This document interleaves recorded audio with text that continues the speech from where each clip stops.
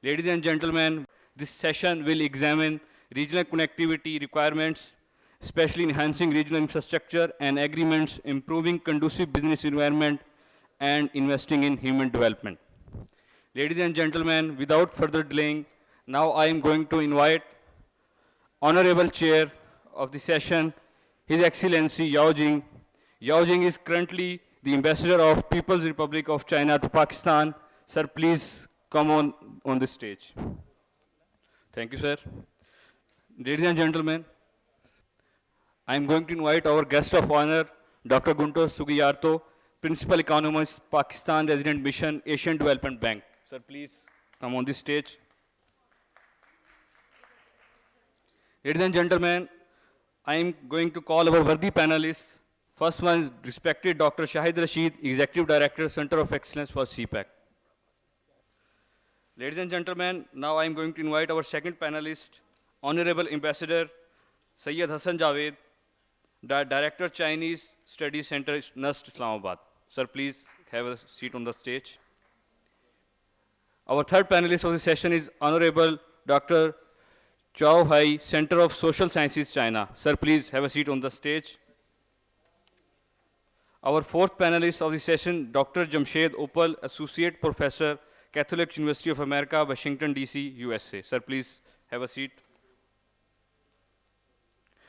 Our fifth panelist of the session is Dr. Jahangir Achakzai, Dean, University of Balochistan. Ladies and gentlemen, without further delaying, I think we have to start the formal process. Now I request to the respected chair, His Excellency Yao Jing, please start the session. Over to you, sir. So we will start the session. Yeah, please. Yeah. With the permission of chair, I would like to invite Dr. Jahangir Achakzai, Dean at University of Balochistan, to share his thoughts about the subject with us. Let's invite Dr. Jahangir Achakzai. Bismillahirrahmanirrahim. Regional connectivity under CPEC. Trade works as an engine of growth. International trade works as an engine of growth in the economy. The fact that protectionist policies adopted by developed countries, in the presence of these protectionist policies, trade with industrial countries is no longer an engine of growth for developing countries. Because developed countries are adopting protectionist policies against the exports of developing countries. So what is the option left for less developed countries? The option left is enhancement of mutual trade among developing countries appears to be the best alternative. Revival of regionalism. There has been a significant revival of regionalism in the world. Regional trading blocs are established. As a result, intra-regional trade has increased rapidly. But in our part of the world, both in case of SAARC as well as in ECO, the inherent potential of intra-regional trade has not been fully exhausted. Now, what is that inherent potential? We have been talking for the last 2-3 days that there is potential, but do we have an empirical evidence that yes, that is the potential? So that potential I have calculated during my PhD in WTO Secretariat, Geneva, by applying a gravity model. So the result I am going to share with you. Gravity model of trade predicts bilateral trade flows based on the economic size, often using GDP, and distance between two countries. What does it show? The model demonstrates positive relationship between volume of trade and the economic size, and inverse relationship with distance between the countries. So if GDP increases, volume of trade would increase. If distance increases, volume of trade would decrease because of the transportation cost. That is the estimation result. I will skip this. Again, this is the equation which I have applied for the potential trade. I have predicted what would be the future trade among SAARC countries and ECO countries, which are 10 member countries. Pakistan, Turkey, and Iran, and 6 Central Asian countries, and 1 Afghanistan. So that is the main table of my presentation, which shows that the predicted trade with ECO countries. Now see, the table shows that in case of Afghanistan, we are exhausting 97% of the potential. But in case of Uzbekistan, only 10%, while in case of Turkey, that is 112%. So Turkey is the highest, second is Afghanistan, and Tajikistan is the least. Predicted trade with SAARC countries. In case of SAARC, India is the least, and Afghanistan is again, and Bangladesh is 200%, Sri Lanka is almost 600%. It means that the gravity model which predict trade and what is the actual volume of trade, that is 6 times more than the predicted value. Result, the coefficient of the log of exporting country GDP at 1.1 indicates that when GDP increases by 1%, trade increases by 1.1%. Again, the coefficient of distance, which is negative, that shows that distance between countries is higher. If distance between countries is higher by 1%, then trade falls by 1.2%. So distance works as a negative factor. The coefficient of block, since they are one block, ECO and SAARC, that shows that the block effect, which was catched by the gravity model, is 210%. So if a country is member of SAARC, she should be trading 210%. And if compared to the non-member, trade facilitation under CPEC. Trade facilitation in general refers to the ease of moving goods across border. Gravity model question. These 2 questions I put in the gravity model, and that I calculated in Pakistan when CPEC was initiated. The question are, does trade facilitation impact trade? Second question is, what is the impact of distance on trade? So the result of the model is that trade facilitation is an important determinant of trade. Trade facilitation of exporting country by 1% increases export by 5.5%, while in case of imports it is 2.8%. And this is the most important findings of my PhD thesis and gravity model, which is applicable in case of CPEC in the context of our country, Pakistan. That says that if there is decrease in distance by 1%, increases trade by 1.2% in case of SAARC and ECO.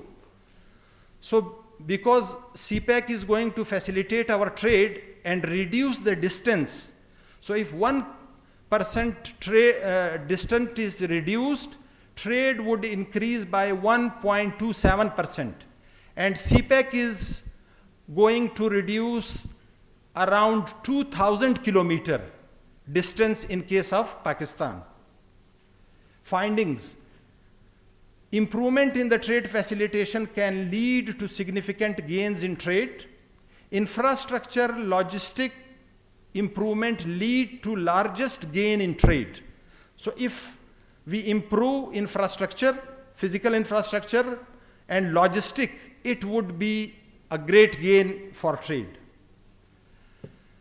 Now, as I have been quoting Dr. Sir Allama Muhammad Iqbal, the secret of success of CPEC in the light of the vision of Iqbal. Iqbal says, Asia yak paikare abo gil ast. Asia yak paikare abo gil ast. Millat Afghan dar in paikar dil ast. Az fasad au fasad Asia dar kushad au kushad Asia. Urdu में इसका तर्जुमा बता दूं कि अफगानिस्तान जो है वो Asia का दिल है, बॉडी उसकी एशिया है जो मट्टी से बनी है, लेकिन दिल उसका अफगानिस्तान है। अगर अफगानिस्तान में प्रॉब्लम होगा पूरे एशिया में प्रॉब्लम होगा, अगर अफगानिस्तान में अमन होगा पूरे एशिया में अमन होगा। English translation, Asia is the body built of clay and water and Afghanistan is the heart in that body. If there will be peace in Afghanistan, then there will be peace in Asia. If there will be turmoil in Afghanistan, then there will be turmoil in Asia. And we have been experiencing this statement, which was given by our philosopher some 200 years back. Now, last one, China's role as a peace broker in Afghanistan. China is playing her role as a peace broker, and this is a step in the right direction. Thank you. Yes, please. Thank you, Dr. Jahangir Achakzai, for your insightful share of knowledge on the topic. Now is the next panelist is Dr. Shahid Rashid, Executive Director, Center of Excellence for CPEC, myself, to share my thoughts briefly with you. So if there is no question, I can leave for... Thank you. Thank you. Thank you very much. Bismillahirrahmanirrahim. His Excellency Yao Jing, Ambassador of People's Republic of China to Pakistan, respected panelists and delegates, faculty and students, ladies and gentlemen. Assalamu alaikum, ne hao, and a very good afternoon to all of you. It's really an honor and a pleasure for me to talk at PIDE 34th Annual General Conference. And the topic of this conference is Pakistan's economy, the way forward. My topic of today's discussion is the role of CPEC corridor in regional economic integration. Here are the contents of my presentation. It includes the regional integration in South and Central Asia, also the regional integration under the Belt and Road Initiative of China, then the role of China-Pakistan economic corridor in regional economic integration, and way forward. Regarding the regional integration in South and Central Asia, as my previous colleague has also mentioned that there is a lack of intra-regional trade, and you can see that the intra-regional trade in the South and Central Asia is less than 10%, and their overall trade is very less as compared to ASEAN, which is 23%, and European Union, which is 61%. And that's the reason that Europe has been developed so much and their per capita income are too high, because one of the contributor is the intra-regional trade. So we need to uplift the intra-regional trade in South and Central Asia. Moreover, 38% of the world export product produced by global value chains, but Pakistan share less than 1%. So Pakistan has to connect itself with the global value chains. So once Pakistan could do it, then Pakistan can actually raise its exports, and also growth in the GDP could be attained. Another dimension is limited trade facilitation, which has curtailed the sub-region from exploiting the benefit of geographical contiguity. So we need to actually facilitate the trade, and the last presentation was about it. And it has been shared that if the exporting country like Pakistan, if it improves its trade facilitation, then obviously we can enhance and boost our trade and exports especially. And also the contribution of ICT infrastructure is meager. So though we have improving our ICT infrastructure, but it's important to use that connectivity, especially the softer connectivity, like the optical fiber linkages and the e-commerce dimension of the economy. So if we do it, then we can enhance our trade. Regarding the dimension of Central Asian republics and also the West China, both of, like most of these countries are landlocked, and Pakistan and the CPEC can provide them a feasible connectivity to connect with the Arabian Sea and the Middle East and Africa. So more than 80% of the world trade which is done through sea, but cars are landlocked, that's why they cannot do it. However, the China-Pakistan economic corridor can provide and educate connectivity of these landlocked countries with the Arabian Sea. Another dimension which is regarding the logistic performance. So in case of Southern and Central Asian republics, the logistic performance, which is measured by a World Bank logistic performance indicator, that index performance is very low in these countries and in Pakistan as well. So the number is 2.43 as compared to the ASEAN, which is performing well, which is 3, in EU, which is again 3, and in Middle East, which is 2.9. So we need to improve on the logistic performance in order to enhance our regional and intra-regional trade. Regarding the contribution of the Belt and Road Initiative of China in the regional integration, this initiative has been given by President Xi Jinping of China in 2013 in order to connect Asia, Africa, and Europe, 68 plus countries, 4 billion people, through 6 different corridors.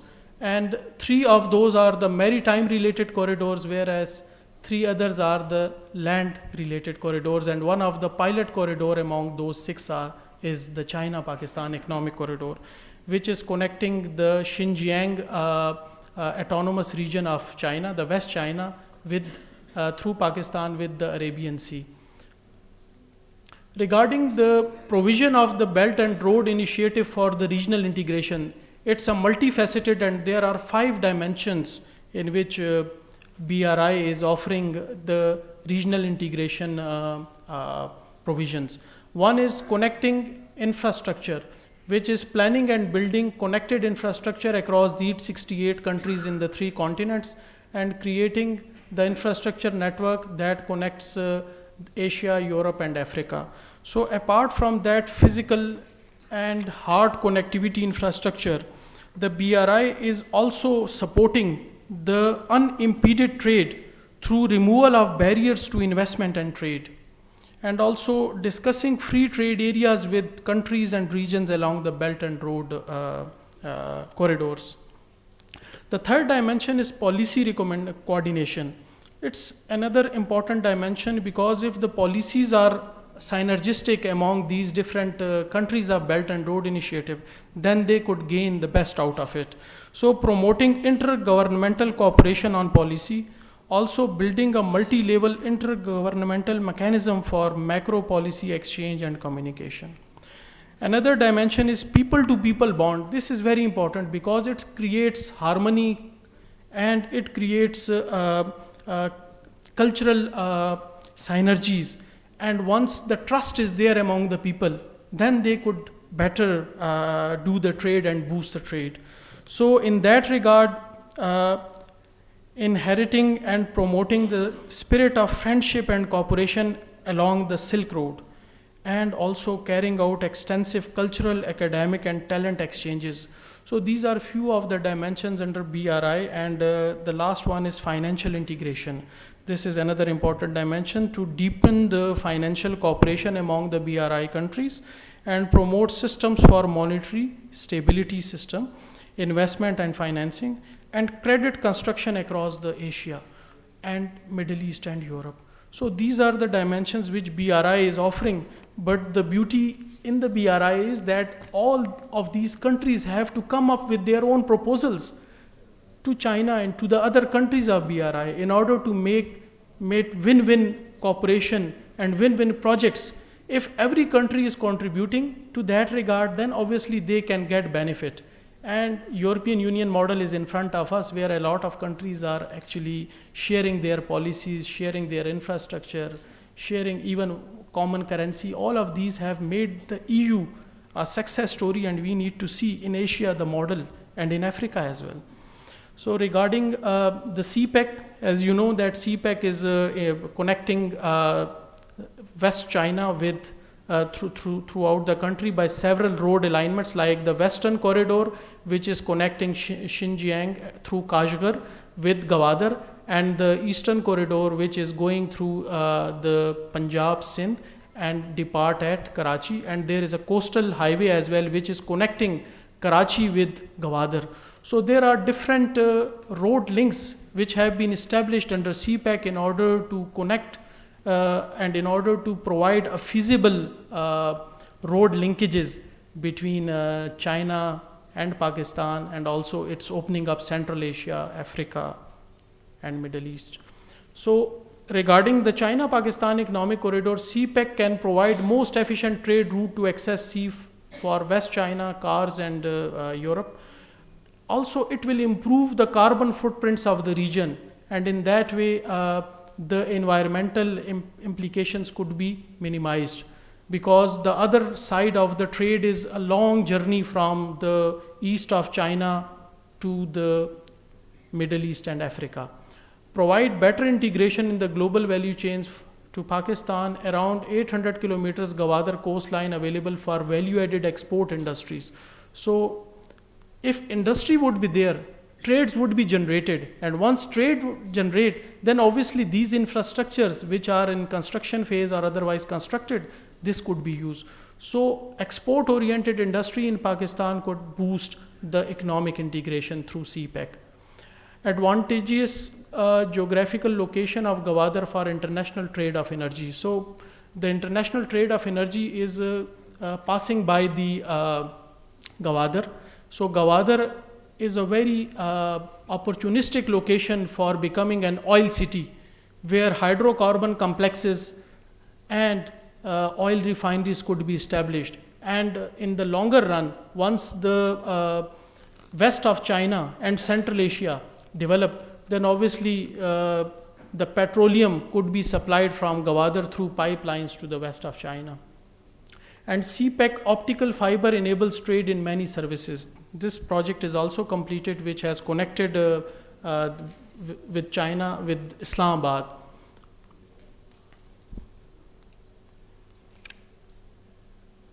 Sure. Next. Okay. Development of corridors is an essential approach to enhance trade integration, and we need to integrate cross-border system with China and other countries, which includes the customs, immigration, police, transportation, and health services. So all of these different aspects of which are applied at the border terminal between two countries.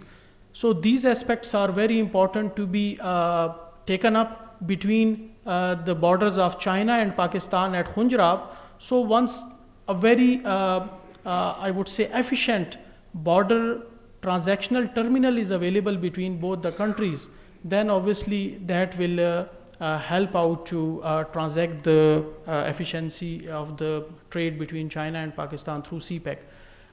Regional level agreements for reducing tariff, non-tariff barriers, and unofficial payments. So this could be another dimension to facilitate the trade. Improved connectivity provides access to the special economic zones, the export processing zones, the free trade zones, services, in order to drive the economic development. So CPEC is not just a connectivity project. CPEC is also focusing on the special economic zones, the export processing zones, and the free trade zone. So once these zones are once these zones are developed, then the production of these zones will travel and will move through these different corridors and these different links in order to facilitate and boost the exports of the country. Next. So the way forward is, like CPEC has already gone through the early harvest phase of the project, and the next phase is the market cultivation phase. And under the new government, the way forward are the 6 doors of prosperity, which are shown to you. Please. 6 doors of prosperity. The first one is trade and market access. So through this, we would like to boost our trade, especially exports to China, and get the more market access from China. The next one is industrial development and global value chains. We would like to establish our special economic zones in such a way to connect the global value chains. So these SEZs will be connecting Pakistan with global value chains in order to boost exports. The third one is socio-economic development and poverty alleviation. So through this door of prosperity, we would like to boost our socio-economic development through CPEC in order to reduce the poverty, especially in our rural areas.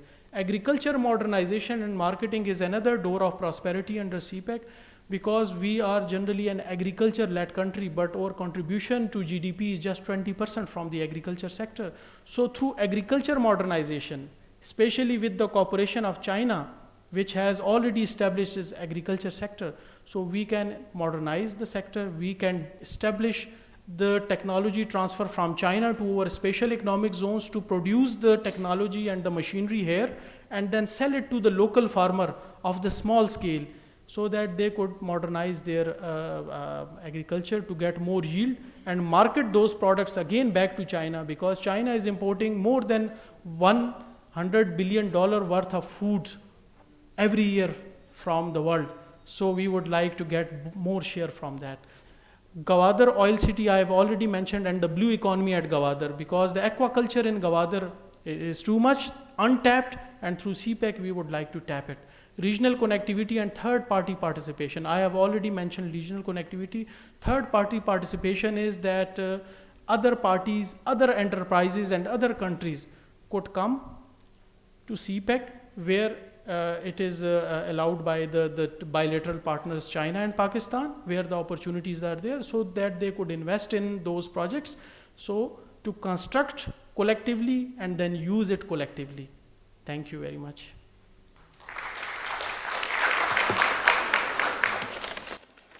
Now, I would like Ambassador Syed Hassan Javed. He is Director at Chinese Studies Center at School of Social Sciences and Humanities at NUST University. Sir, if you please come and share your thoughts on the subject. Excellency, Mr. Yao Ching, distinguished panelists, distinguished faculty members, and dear students. I'm going to tell you a few things, but before that, I start with my dear poet, Allama Muhammad Iqbal, who actually his poetry is worth quoting here. Himala ke chashme ubalne lage, giran khab chini संभलने लगे, हिमालय के चश्मे उबलते हैं कब तलक, खज़िर नज़ारा करता है वुलर के किनारे, उठा साकिया इस पर्दे राज से, लड़ा दे ममूले को शहबाज से, गया दौर सरमायादारी गया, खेल दिखा कर मदारी गया. What has happened to China and now is happening to Asia. The center of gravity of economic center of gravity of the world is shifting to Asia. So why Obor and why? So this was a question put at an international conference in Beijing, and the American professor asked why Obor, why China had to start all this. The reply of the Chinese was very interesting that I would like to share with this distinguished audience. Said, according to our Confucian culture, a prosperous neighborhood is important for your sustaining your own prosperity. That was the first reason. So the second reason the Chinese professor said was 2007 and 8 global financial crisis hurt China, and as it hurts many other countries. So we realized we will never put all the eggs in one basket anymore. And that basket referred to US and Europe. The third reason was that the world economy has been going through a recession for the last 20 years. And so China feels that there is a need to break this logjam, and for that it is necessary to have new growth points, new sectors of activity, new products, new innovation, new ideas. Hayato nau, afkar nau se hai namood. कि संग खिश से होते नहीं जहाँ पैदा, वही ज़माने की हर गर्दिश पर गालिब आता है जो हर नफ्स से करे उमर जावेदां पैदा. So we are in very interesting times, very interesting historic time of transformation in the world. So, and the fourth reason that the professor gave, but that they have felt that over the last 70 years, the Western companies have not invested in many places of the world for non-profit reasons. They could have made profit, they can make profit, but they did not invest because of cultural reasons, ideological reasons, racial reasons, and all non-economic reasons. So here I am to tell you that I have been a civil servant by accident. I was a diplomat by choice, and I'm an economist by passion. So my love is economics. I started with economics and love to. So I will now start with just giving you a few glimpses of my presentation. Pakistan today stands in 2018, please next. 2018, where China stood in 1978. We have become a jokers. You know, in last 4 decades, we haven't really, we are the biggest loser in globalization era. So bear with my non-conformist thinking, because that's what the economists have to break new ground. So we stand where China stood in 1978 before starting with this comprehensive policy reforms. Next, please. You see, the dream is to connect Asia, Europe, Africa, as you heard, all the operational things. And you know, the dream is going to be realized with Gawada, when you can connect it to Chabahar, to Dammam, and to Dubai, and to have a new Suez Canal, probably with the potential of 10 times the existing Suez Canal. So there has to be many studies actually to carry out all that. And what Shahid was referring to, pipelines, energy pipelines, and railway pipe, you know. Next, please. What is this 21st century? You can call it a century of new abnormal, you can call it interesting times, you can call it any way you like. But I see this century as the era of win-win. It's the era of shuang yin, as the Chinese call it. And this is going to really, next please, next change what we see in Asia for the next remaining years in 21st century. China is rising as a stabilizer, a multi-stabilizer. Now, with the 34% of world GDP being growth contributed by China alone, you can imagine the impact. And the China's lead is growing. And it will continue to grow, let me tell you. In my view, China is still in the early stages of its rise. So China's rise will not reach its plateau phase until 2050. That's, you know, in my view, estimates and, you know, economic indication. By 2050, China might be equal to 3 or 4 times of US economy. So you can understand the implications. China's One Belt, One Road, 1.3 trillion, expected to add 4 trillion to the regional economies by 2030. And then you have the interior of Eurasia being opened. And then you have, it is the next wave of globalization. Pakistan, in my view, is not really prepared and is not really with the mindset that is needed to harness the rise of China the way it should have been. And there are many reasons, structural reasons, mindset reasons, lack of reforms, elitist approach, pro-West bias, whatnot, you just on and on. So this is where you see the Belt and Road countries, 65, some larger estimates put it 88, but you know, whatever it is going to be a major, major element. We make our students learn the lessons in economics of Great Depression and Rostow theory and Pareto theorem and all those things. The world has witnessed new economic theoretical developments, and China's rise makes it necessary for theoreticians to devise new theories, to think differently. Teaching our children the lessons of just lessons which have become obsolete. Iqbal ही का शेर बड़ा खूबसूरत मशहूर है. शिकायत है मुझे खुदावंदान मकतब से,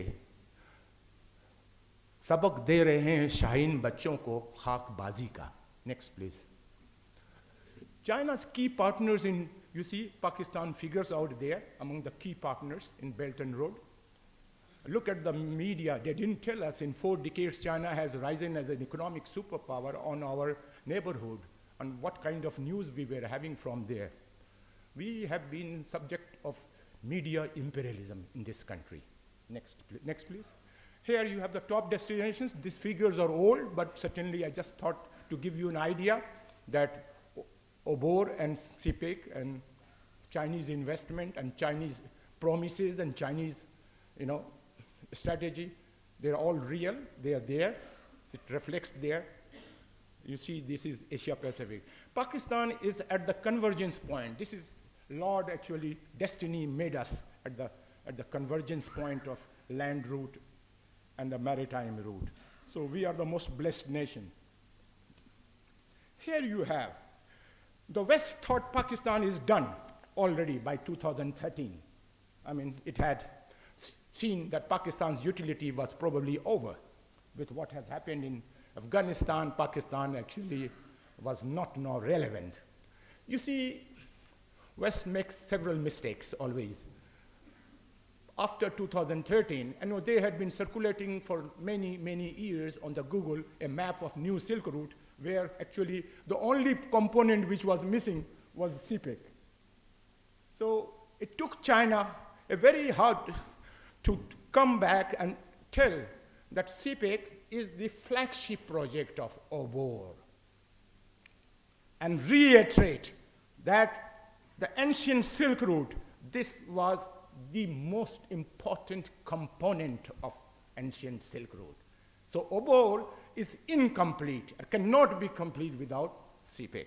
But the West had the pro-India and so the new Silk Route that you saw for 2 decades was a confusion, a fake industry news. Actually, you know how that happens. So Pakistan is, of course, at the center of now global transition, global transformation. Of course, flagship project, 4 billion people. We hope to connect, and that's what today is the regional connectivity that I am going to speak to you. And next one. Regional connectivity, you see, South Asia, you see, China.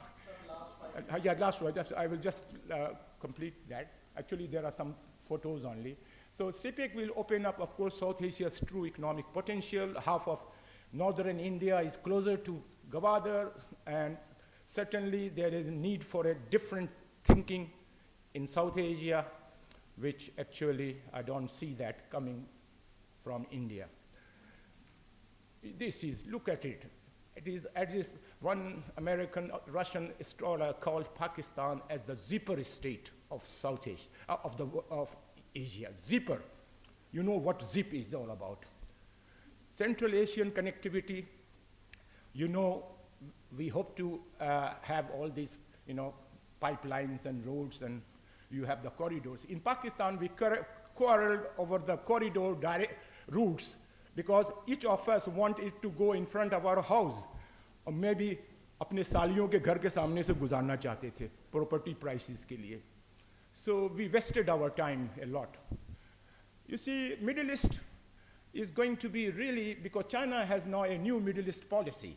A lot of people in Pakistan actually do not analyze things. Research तो मुसलमानों का गुमशुदा मिरास हो गया है. पढ़ने लिखने की क्या ज़रूरत है? तो आगे.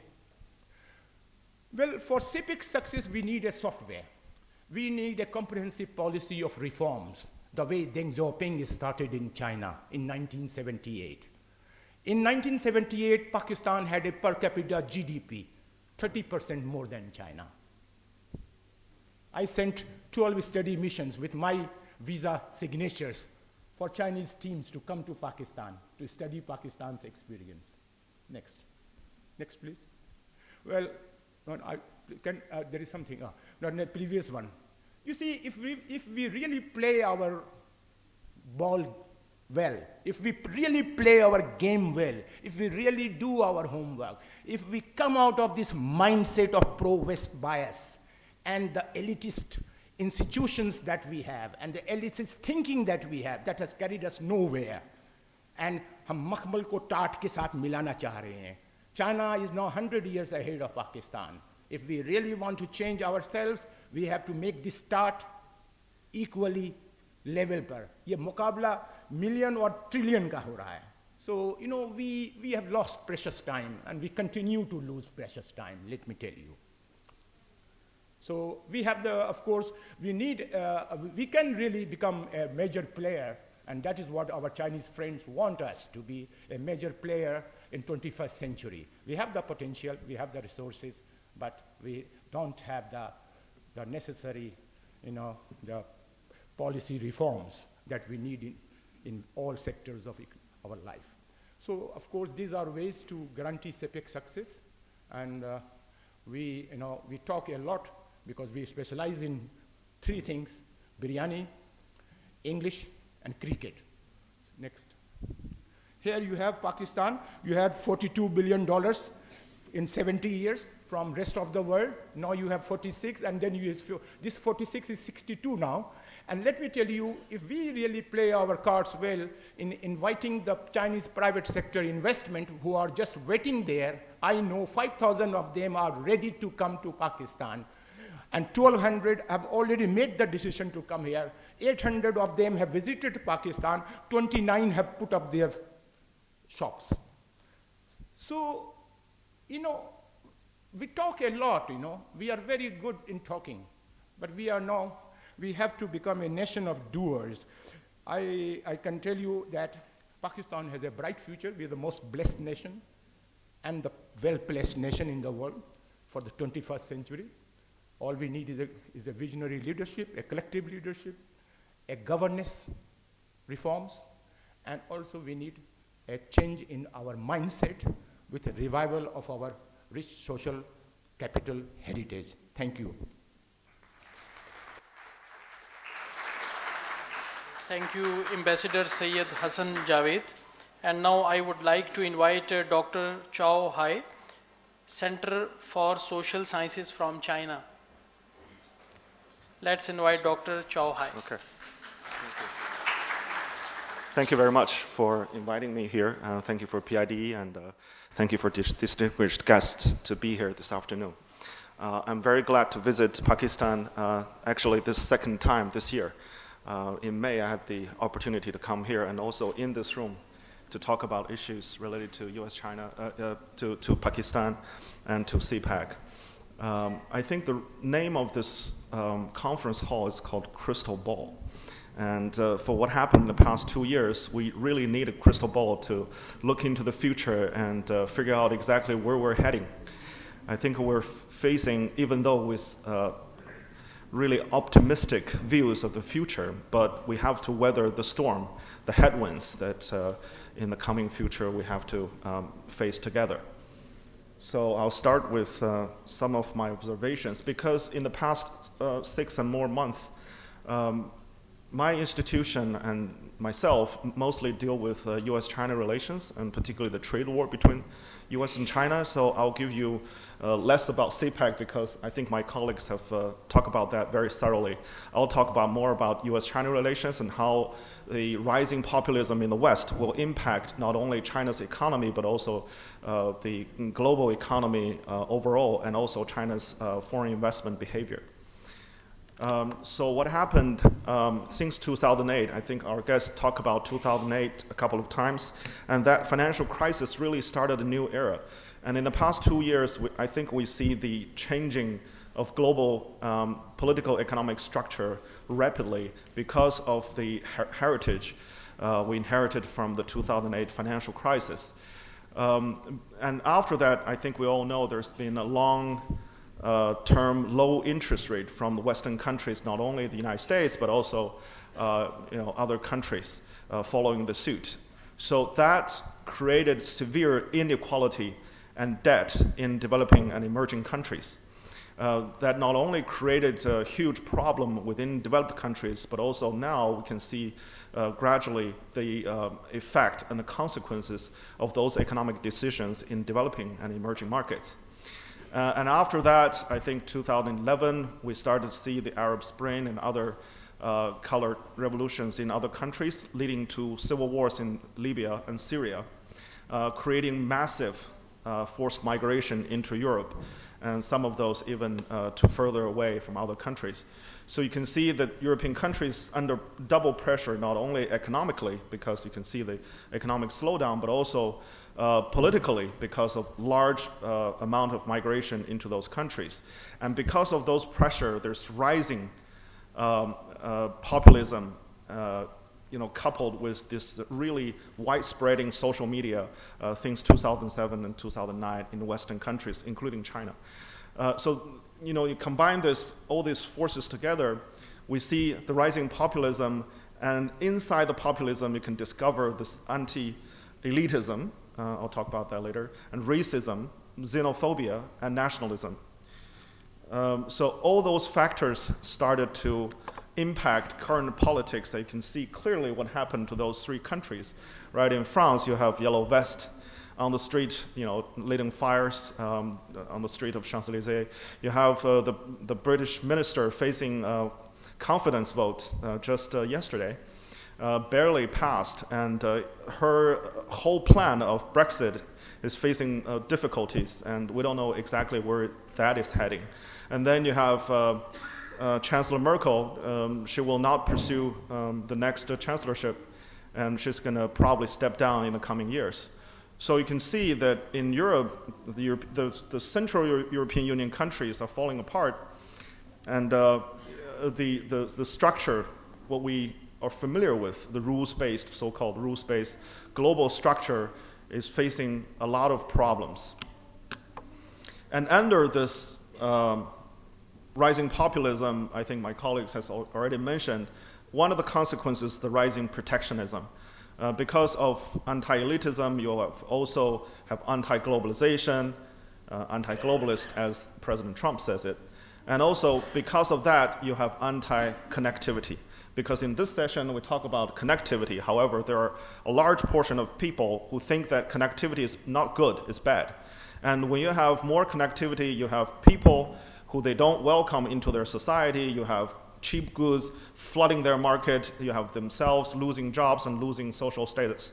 So all those combined together, like I said, we face headwinds.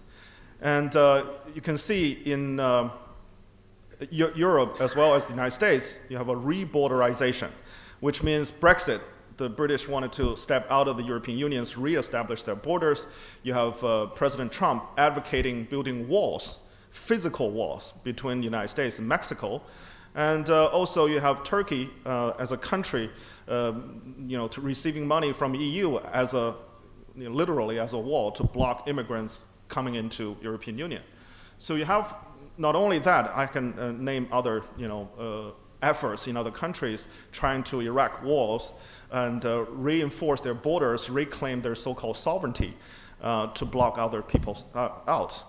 So this protectionism, more specifically in the United States, manifests itself as America first. You've probably heard this many, many times in the past 2 years.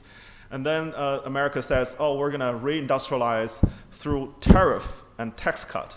By the end of 2017, the US passed tax cut, and then after that, this year, we've seen a lot of new tariffs from the United States, and they wanted to renegotiate bilateral trade deals and also multilateral trade international systems. Sorry for the small pictures. So on the top left, that's the cost of international connectivity, basically. The green line is the sea freight cost. The red line is passenger air transportation cost, and the blue line is international calling cost. You can see in the past 50 years, there's a dramatic drop of costs cross borders, cross countries. So that's what we call globalization. You can see after 1980, particularly after 1990, those costs stabilizes. And overall, correspondingly to the global trade, foreign trade versus countries' GDP, you can see from 1940s gradually the global trade started to increase because we have more and more complete globalization and global system. The trade continued to rise. However, they peaked basically around 2010, and then after that it stabilizes and dropped a little bit since 2014. So physically, in terms of goods trade, globally we're facing a plateau. It is very hard to increase physical trade at this point. Not only you have the external impact of rising populism and protectionism, you have also the physical limitation of trade among countries. So now, combine that together, we have a crisis of post-Cold War order. People talk about the end of history after the Cold War, but now you have not only liberal democracy, but also market economy, both in crisis. You have the so-called illiberal democracies rising, as claimed by American scholars. And also you have the market economy threatened by repeated political intervention. So the US has been quitting all kinds of international agreement, including Paris Agreement. I think many scholars concerned about climate change, and also they're threatening to stop the central mechanism called the dispute settlement mechanism in WTO. So by next year, November of 2019, if US does not supply another judge, the WTO will basically stop to exist. And then the US quit UNESCO because of Israel. And also now they're threatening to quit intermediary nuclear force agreement with Russia. So you can see that the whole structure is falling apart because of the politics in the West, and particularly in the United States. And now we have a return of politics, as I always suggested, because we're in this conference talking about economics, but now, as economists, we're more and more concerned about uncertainty and unpredictability. Even if we have models for long-term trend, but in the short run and medium run, you have a lot of political interference. So now there's no pure economics or pure politics. We are returning to the era of political economy. We have to focus more on our study on political economy. Last 2 minutes, please. Okay, so I'll just skip the trade war and the problem of U.S. Fed reducing its fund rates. And that has a major impact on China because China's major push for foreign investment started when the U.S. started quantitative easing. And now because of that, you can see clearly after 2016, there's a big drop in China's foreign investment, foreign direct investment, and also China's investment in the United States from this year, in the first 8 months, dropped about 90%. So I think in the future, you should expect a further drop of China's overseas dollar-denominated investment because of the shrinking of the availability of dollar. Okay, China's response to U.S. Trade threat is that China wanted to hedge against the possible market and trade disruption between U.S. and China. So that's the opportunity for regionalism and regional reconnectivity. So that's why I think there will be, I agree with the previous speakers that there will be a reinvigoration of regional deals, free trade deals, regional trade deals, and all kinds of connectivity, particularly trade between South-South countries. You can see clearly that trade, the upper blue one is the trade between developing countries, and the green one is between developed and developing countries. The red one is between developed countries.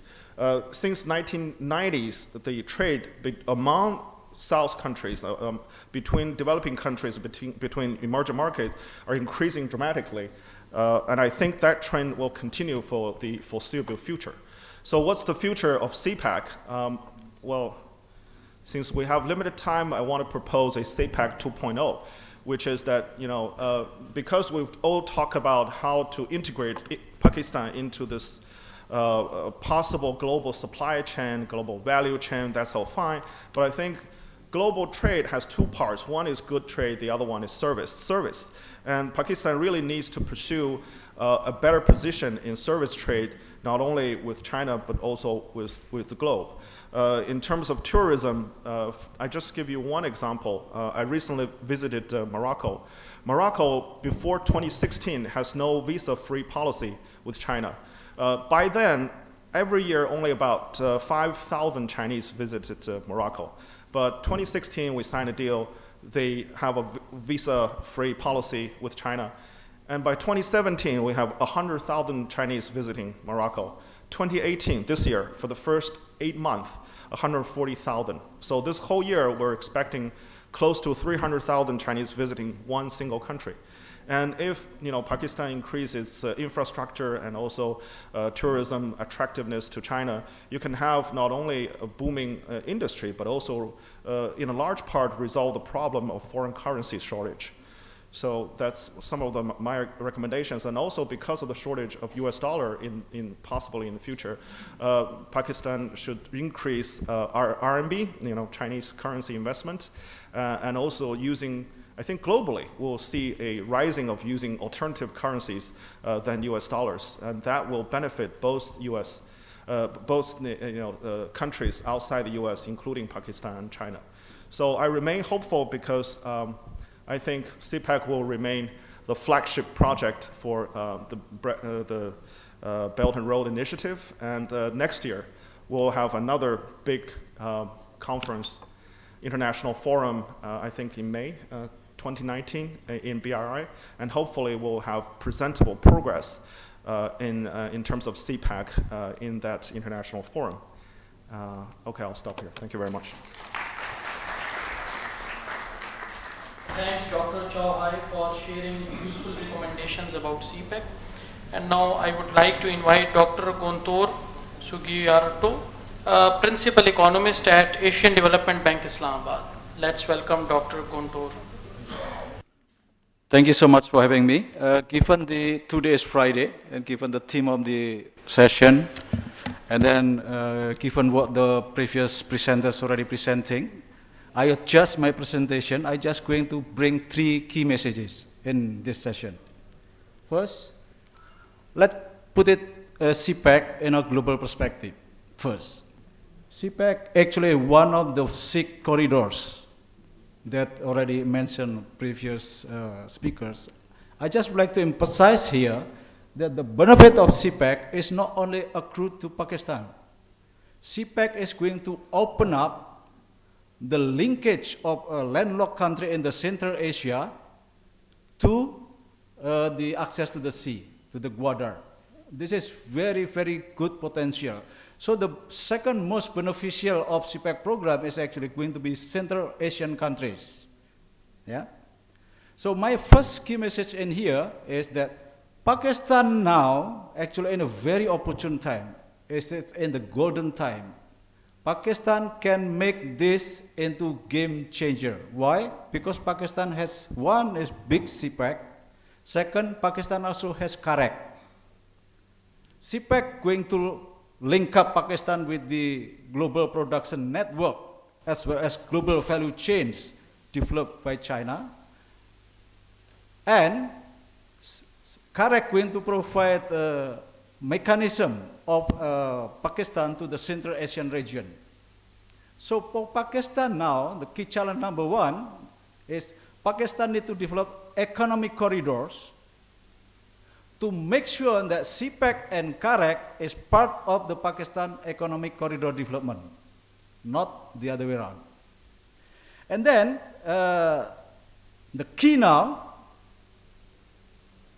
this is the reason why we need to have a special economic corridor in Pakistan. I listed there about 10. We can discuss later in much more detail.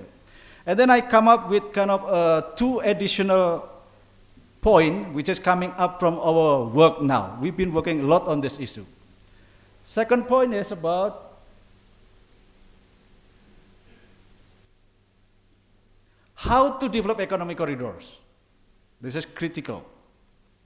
I'm offering here, we must consider at least 4 key factors there.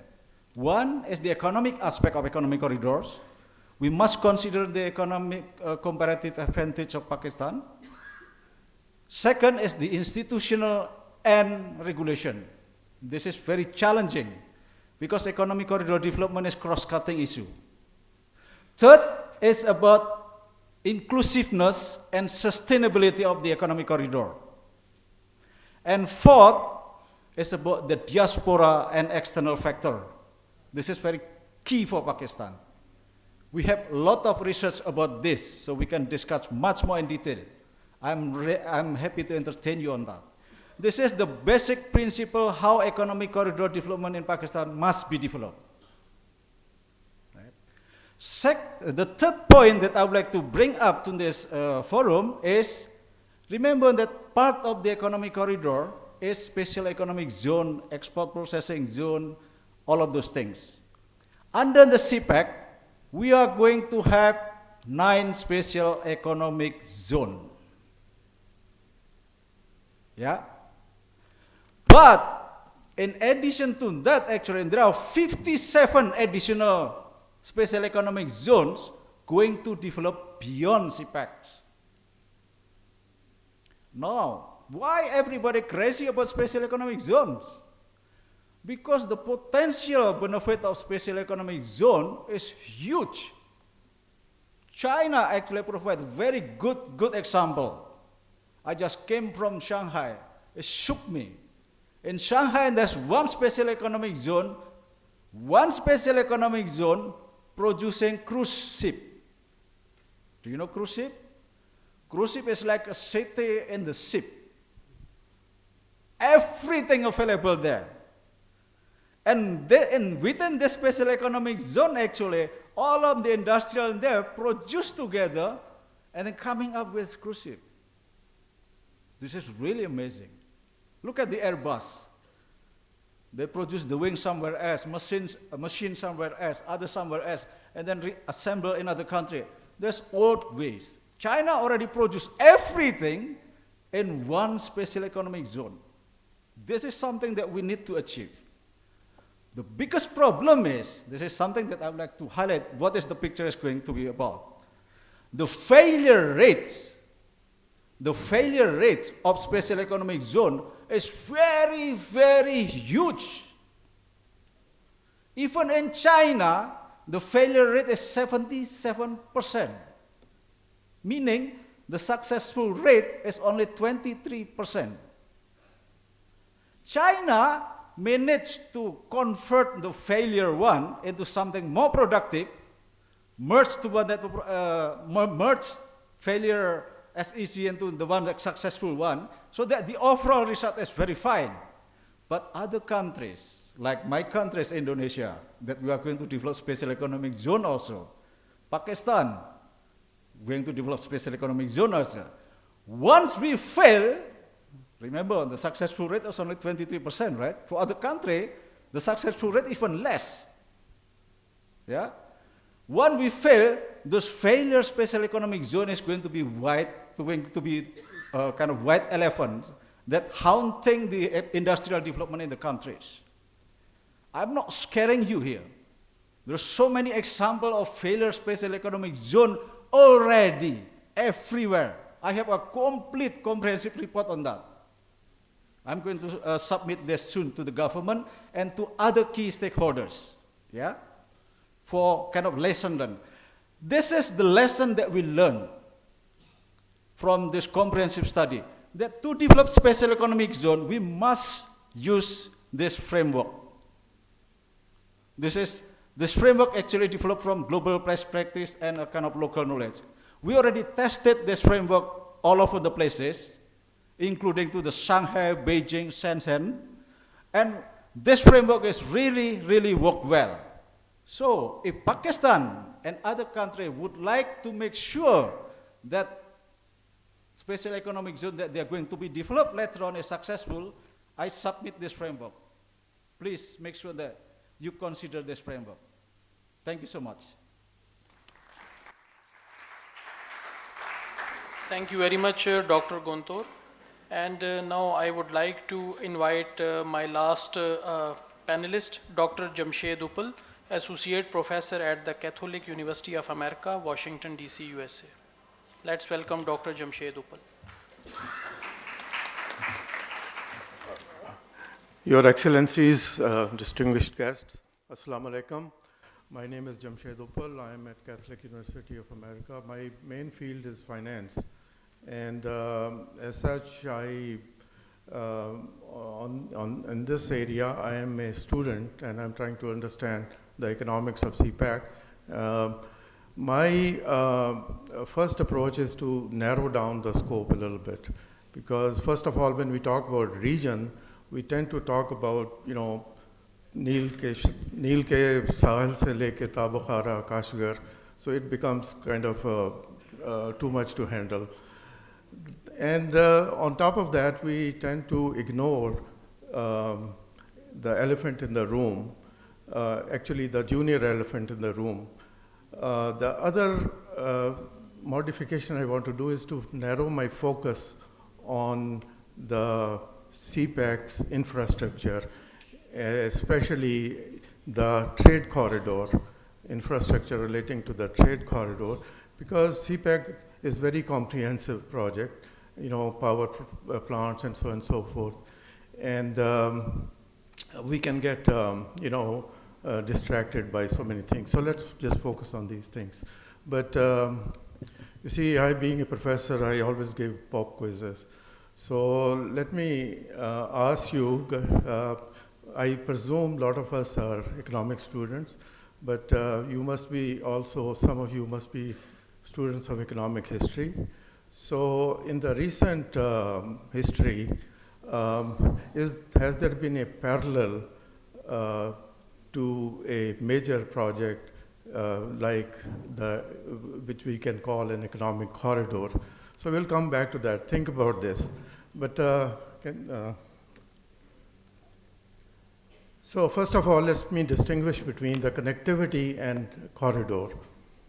So if we define what is connectivity, regional connectivity is the level and effectiveness of regional networks to facilitate flow of goods, services, people, and knowledge.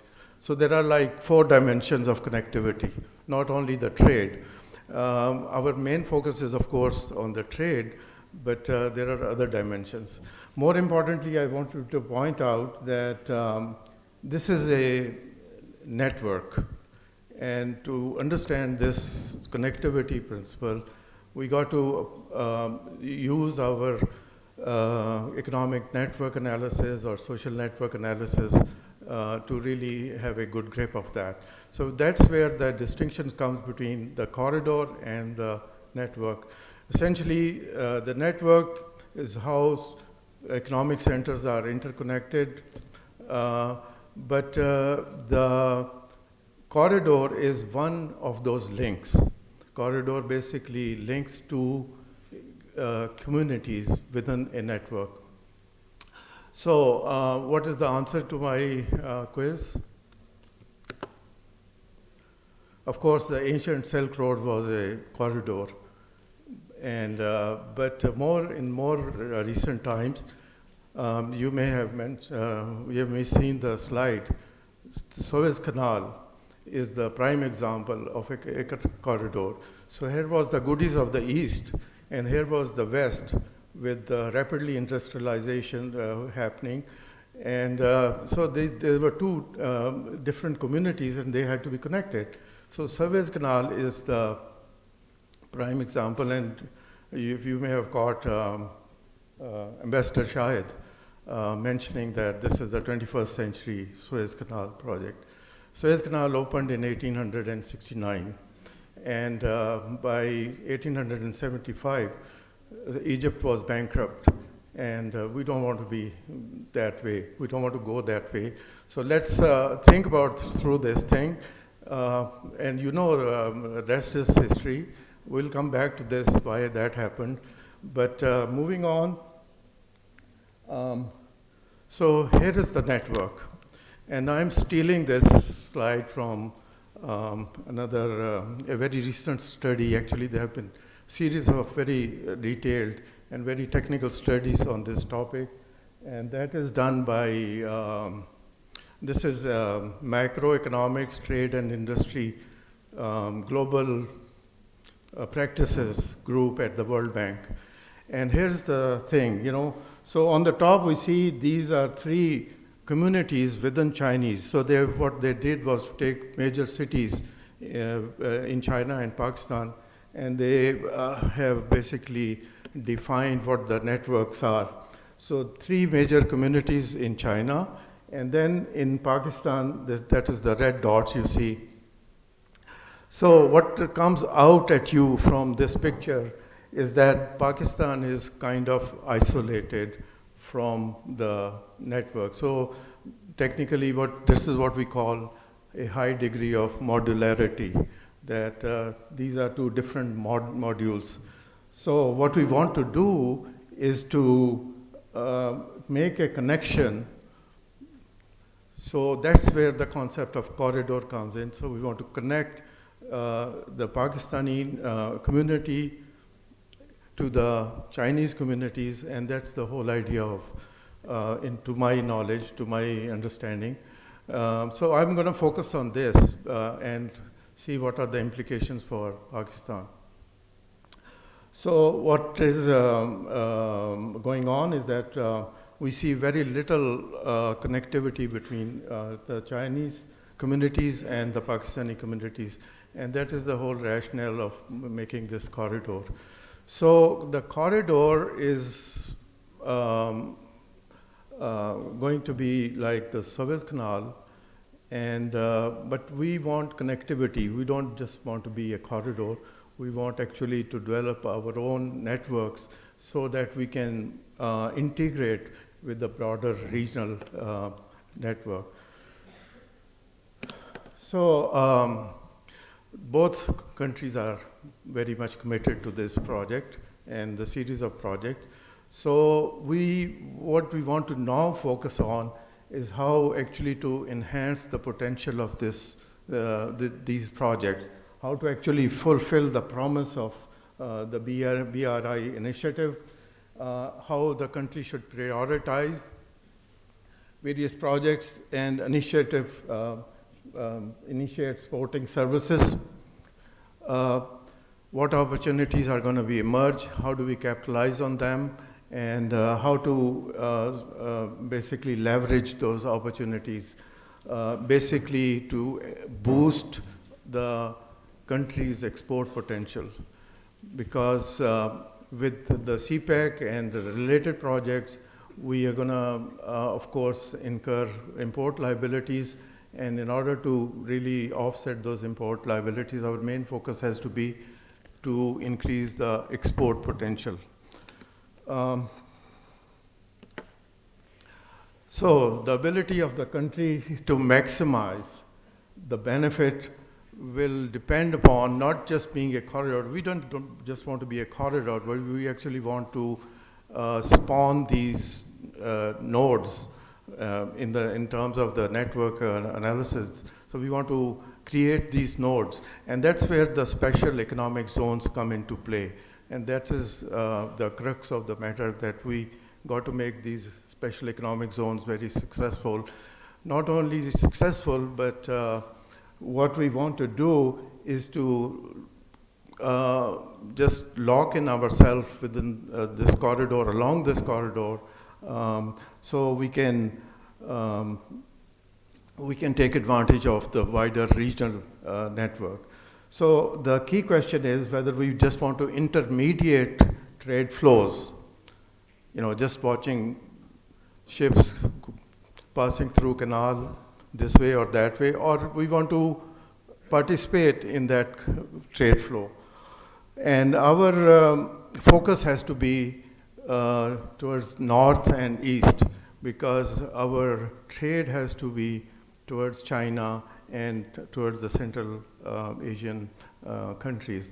For the West, for Europe, America, I think the Pakistan stands already well connected. The problem is on the north and east side. And what I understand is that we are exporting like $1.5 billion to China And in return, we are importing about $18 billion from China, about that magnitude. I may be wrong. But that may call from a, Trumpian kind of approach, and we got to take some serious note of this. But anyway, so unless we are not connected with this emerging BRI in a network, the global network, we may not really experience any positive returns in that sense. So this is oh, okay. This just shows the logistic index, and the logistic performance index just shows that we are very deficit in the infrastructure, and that's what we go to the. So the basic question is, what are the prerequisites, or what are the complementarities that we need to produce?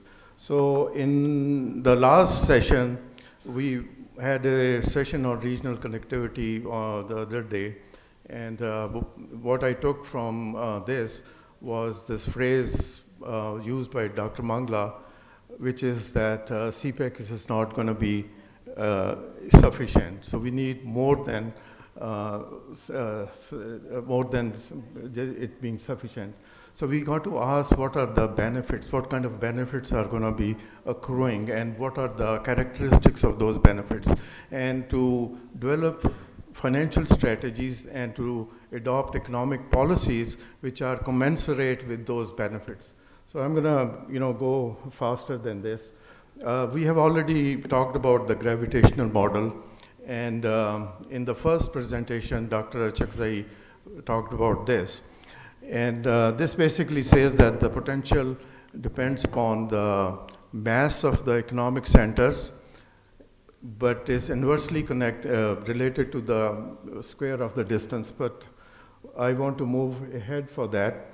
So working with these kinds of models, people have worked out what is the impact of these corridors on the trade and on the trading costs. So this first slide shows the impact of improved transport infrastructure and service quantity on total exports. And you can see that this is coming from RAND Corporation, but the Pakistan is not really very much mentioned. The reason is that our export potential, where we really may want to expand our exports, is with China, and that is not going to be affected that much. Another study shows that the time saved through these corridors is between 2 and 3%. So the time saved is very minimal. The reason is that it is still economically least expensive to ship by sea rather than overland. As a matter of fact, the shipping costs overland are 10 to 15 times greater than the shipping cost overseas. So that compensates for the saving in any distance, and we end up with the very marginal impacts. So what I want to emphasize is that we want to develop along with the hard infrastructure, what we want to do is to also pay attention to the soft infrastructure. And we got to look beyond non-physical dimension of the connectivity. And that's where the modified gravity models come into play. And these modified gravity models are coming from research in international business, where they say, it's not the physical distance which really makes the difference. It is actually the psychic distance. It is the cultural closeness or cultural apartness which really cuts the deal. So that's where we got to focus on. And this explains not only the trade flows, but many things like financial transactions. So people want to trade with people of whom they can trust. For example, if Italians want to go out and expand their trade, they will They will rather trade with,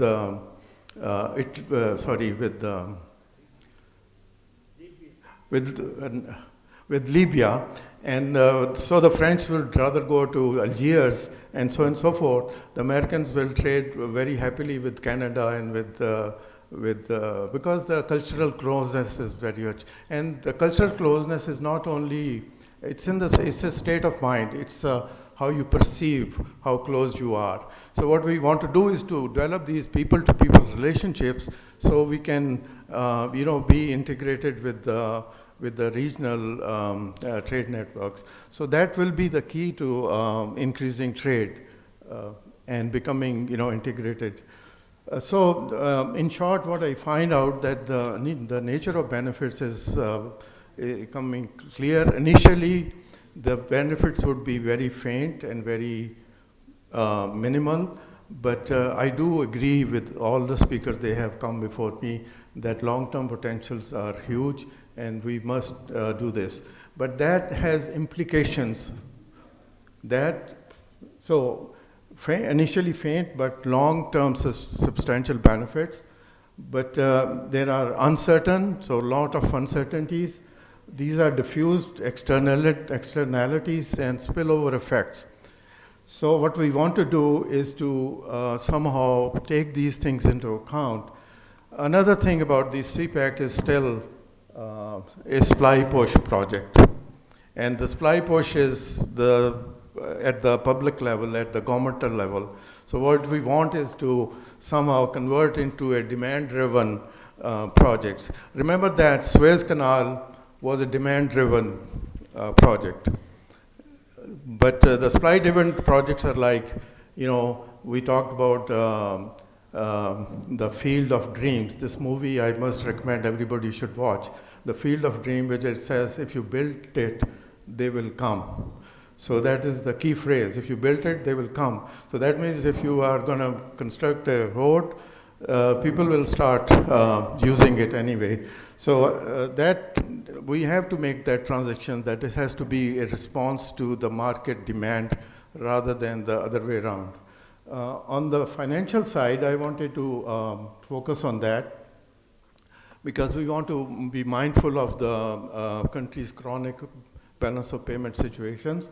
So we don't want to get into a situation where we are in the same position as Khadif Ismail Pasha was in 1875, or even worse, 1882, where the Britishers sent their forces and basically took over the country. So what they did was they appointed both the French and the Britishers. They appointed representatives basically in the cabinet, and basically took over all the financial decisions. And that was done because the financing was faulty. The way it was structured was faulty. So they issued international bonds. This is very interesting, and to finance the Suez Canal. And the Suez Canal took twice as, the expenditure on Suez Canal turned out to be double the amount they had anticipated. It took twice as long as they had anticipated, and the traffic was half as much as they had anticipated. So everything went wrong. But to cut the long story short, we know the story and then how Egypt turned into be. So what we want to do is to not get into that position. My apologies today, the Friday prayer time is missed. Sorry, I'll just conclude with that. Thank you very much, and we look forward to any comments. Thank you very much, Dr. Jamshed Uppal, for sharing valuable thoughts with us. And now I would like His Excellency Yao Jing, Ambassador of People's Republic of China to Pakistan, to summarize the panel session. Let's welcome Excellency Yao Jing.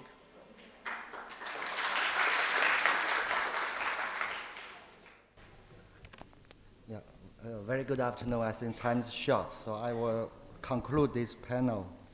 This is the first time for me to chair a panel, so I don't know what to do.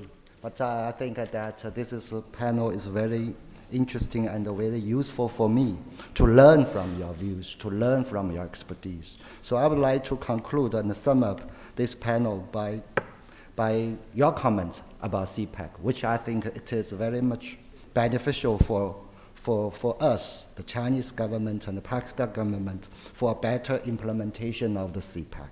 First, I think CPEC should be economy focused, because should be a commercial and economic activity and project. We should be careful and alert on some kind of politicization or over-strategization of the project. We should focus all of the resources and efforts on the economic development and the common growth. Second, CPEC should be the regional project. I think that in the next week there will be the 8th Joint Committee meeting in Beijing, to be, I think, on the 20th of December, after the discussion of your government or both the governments, that both China and Pakistan, I think, have reached a consensus. We may open a new working group on the international cooperation and the CPEC, so that this aspect of the regional cooperation has been accorded or accommodated in the cooperation under the CPEC. And thirdly, CPEC should be open in nature. It is not only a bilateral project or cooperation, it is a regional and project. It's a regional gateway. And just now the experts have mentioned that it provides great potentials for the regional integrity and economic cooperation. And the fourth point I learned is that CPEC should be a win-win project that is beneficial for the all, beneficial to the all. Many speakers mentioned that people-to-people contact and the community-based efforts should be included or strengthened for the next stage of the CPEC. And finally, I think I learned from the speech of the panelists is that for the participants, or in particular the major conductors of the CPEC currently for China and Pakistan, we should be extremely careful in conducting the cooperation, like the SEZs, that this kind of cooperation sometimes is quite a new practice for both the countries or even for the regional countries. So we have to be extremely careful when we design, plan, and implement all the projects. So let me conclude this panel by several points, which I think is more beneficial and useful for me. And I'm very grateful for the Center of Excellence, as well as all the distinguished panelists for your contribution and consideration. Thank you.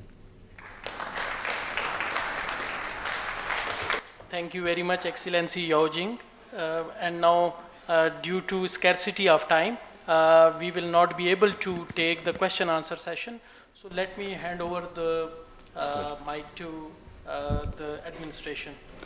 Thank you for the wonderful discussion. Now it's time for souvenir distribution. I would like to request His Excellency Yao Jing to present the shields to the panelists. Sir, please rise. Please, first, Dr. Gunter Sugiyarto, please receive your shield.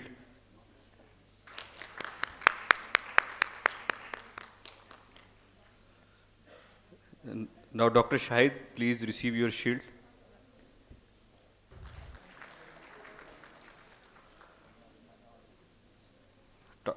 Dr. Chao Hai, please receive your shield.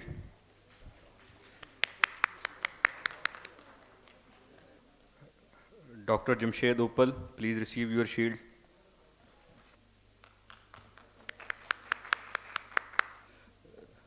Now Syed Hassan Javed, please receive your shield.